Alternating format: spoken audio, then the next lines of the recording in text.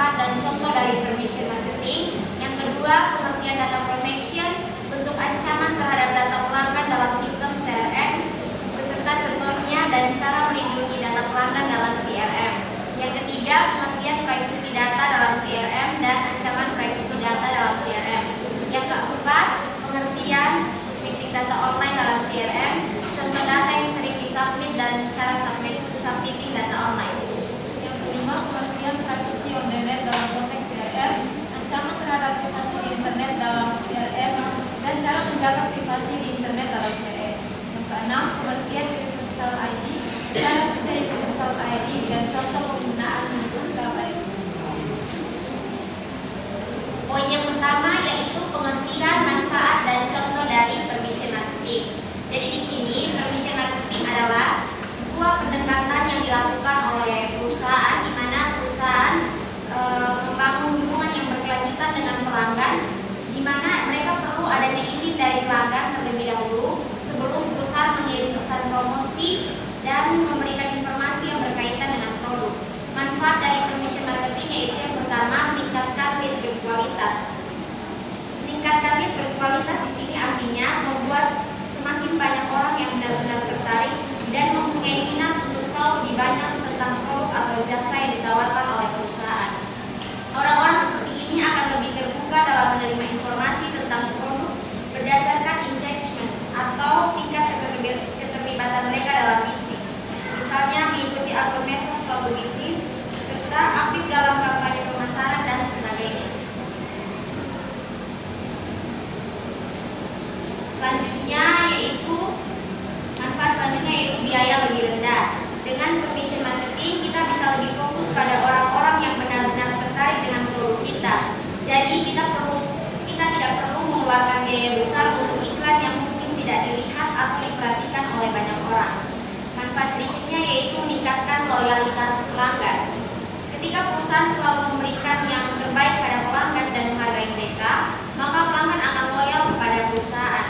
Nah, di sini contoh dari permission marketing yaitu program subscription atau berlangganan di aplikasi YouTube.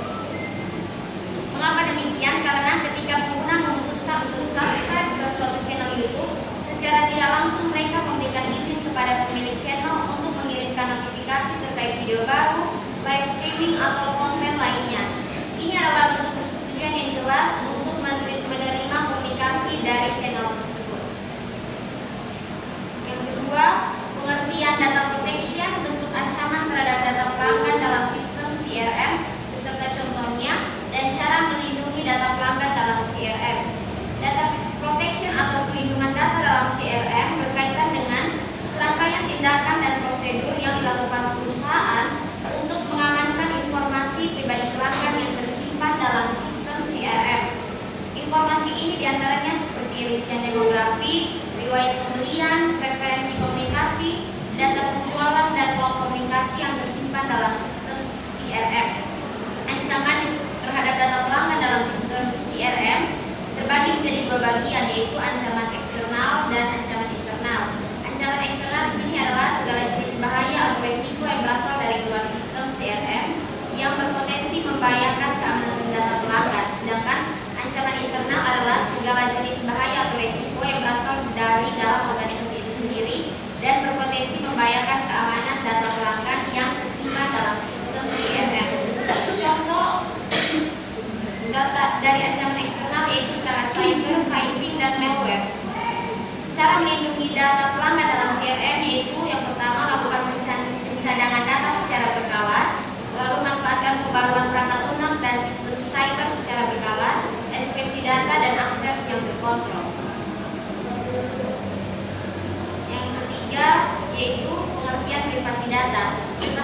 Privasi data di sini merujuk pada perlindungan terhadap informasi pribadi pelanggan yang dikumpulkan, disimpan, dan digunakan oleh perusahaan melalui sistem CRM. Yang kedua, ancaman privasi data. Di sini ada kebocoran data, di mana kebocoran data adalah suatu kejadian di mana informasi sensitif atau rahasia yang seharusnya tidak dapat diakses oleh pihak luar secara tidak sengaja atau disengaja menjadi terbuka untuk umum. Sedangkan akses tidak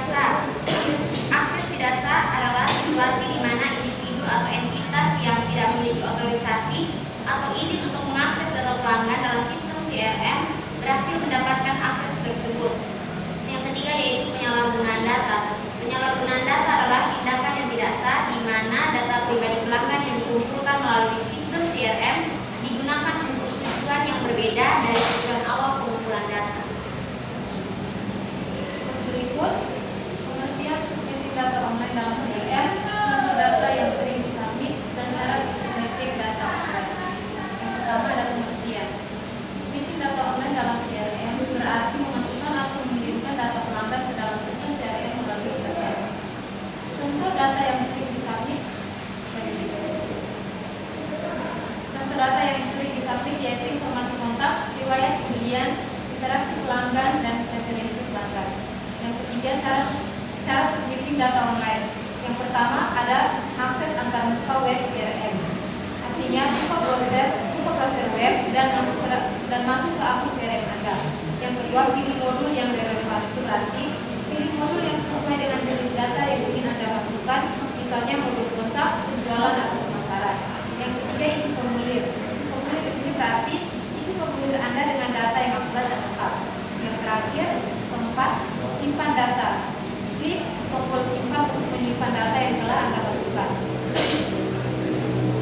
Yang kelima, pengertian privacy on the net dalam konteks CRM, ancaman terhadap privacy di internet dalam CRM, dan cara menjaga privacy di internet dalam CRM. Yang pertama, pengertian privacy on the net. Privacy on the net dalam konteks CRM mengacu pada perlindungan terhadap data pribadi pelanggan yang dikumpulkan, disimpan, dan diolah oleh sistem CRM melalui internet. Yang kedua, ancaman terhadap privasi di internet. Yang pertama, ada serangan cyber. Hacker dapat menyusup ke sistem CRM untuk mencuri data pelanggan. Yang kedua, kebocoran data. Data pelanggan dapat bocor akibat kesalahan konfigurasi, kehilangan perangkat, atau serangan cyber. Yang ketiga, akses tidak sah. Orang yang tidak berwenang dapat mengakses data pelanggan melalui internet. Yang keempat, penyalahgunaan data. Data pelanggan dapat disalahgunakan untuk tujuan yang tidak etis seperti spam atau penipuan. Yang berikut, cara menjaga privasi di internet. Yang pertama ada enkripsi data. Berarti mengubah data menjadi kode yang sulit dibaca oleh orang yang tidak berwenang. Yang kedua, akses terkontrol. Membatasi akses ke data hanya untuk karyawan yang berwenang. Yang ketiga, backup data, yaitu melakukan backup data secara teratur untuk mencegah kehilangan data. Keempat ada firewall, yaitu membangun tembok pelindung untuk mencegah akses yang tidak sah dari luar. Yang kelima, pembaruan sistem. Selalu memperbarui sistem CRM dan perangkat lunak terkait untuk menutup celah keamanan di smartphone atau apapun. Yang keenam, pelatihan karyawan. Memberikan pelatihan kepada karyawan tentang keamanan data dan kewaspadaan terhadap ancaman cyber. Yang terakhir, ada pengertian universal ID, cara kerja universal ID, dan contoh penggunaan universal ID. Yang pertama, pengertian universal ID. Universal ID atau ID universal adalah sebuah identitas unik yang diberikan kepada setiap individu atau entitas, seperti contohnya perusahaan, dalam sebuah sistem CRM. Berikutnya ada cara kerja universal ID. Yang pertama, pemberian ID umum.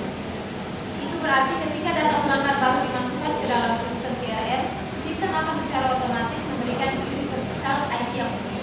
Yang kedua, ada pencocokan data. Pencocokan data, ketika data baru masuk, sistem akan mencoba mencocokkan data tersebut dengan data yang sudah ada berdasarkan berbagai kriteria seperti nama, alamat email, dan nomor telepon. Jika ditemukan tidak mencocokkan, data baru akan digabungkan dengan data yang sudah ada dan diperbarui dengan universal ID yang sama. Yang ketiga, penggunaan di seluruh sistem. Universal ID dapat digunakan di seluruh modul dalam sistem CRM, termasuk modul penjualan, pemasaran, atau layanan pelanggan. Yang terakhir, contoh penggunaan universal ID. Yang pertama ada menggabungkan data dari berbagai sumber. Artinya, jika perusahaan memiliki beberapa sistem CRM yang berbeda, universal ID dapat digunakan untuk menggabungkan data dari semua sistem menjadi satu database yang terpusat. Yang kedua, meningkatkan akurasi laporan penjualan. Itu berarti dengan universal ID, perusahaan dapat melacak dengan tepat berapa banyak penjualan yang dihasilkan oleh setiap pelanggan. Yang terakhir, kampanye pemasaran.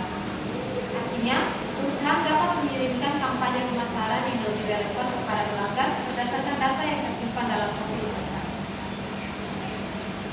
Kesimpulan dari kami, secara keseluruhan, kami telah membahas pentingnya permission marketing, data protection, privacy data, security data online, privacy internet, dan universal ID dalam konteks sistem CRM. Buat perusahaan dapat membangun kepercayaan pelanggan, meningkatkan efisiensi operasional, dan mematuhi regulasi yang berlaku. Namun, tantangan seperti ancaman cyber yang terus berkembang dan kompleksitas data yang semakin besar memerlukan perhatian yang serius. Oleh karena itu, penting bagi perusahaan untuk terus berinovasi dan mengadopsi teknologi terbaru untuk menjaga keamanan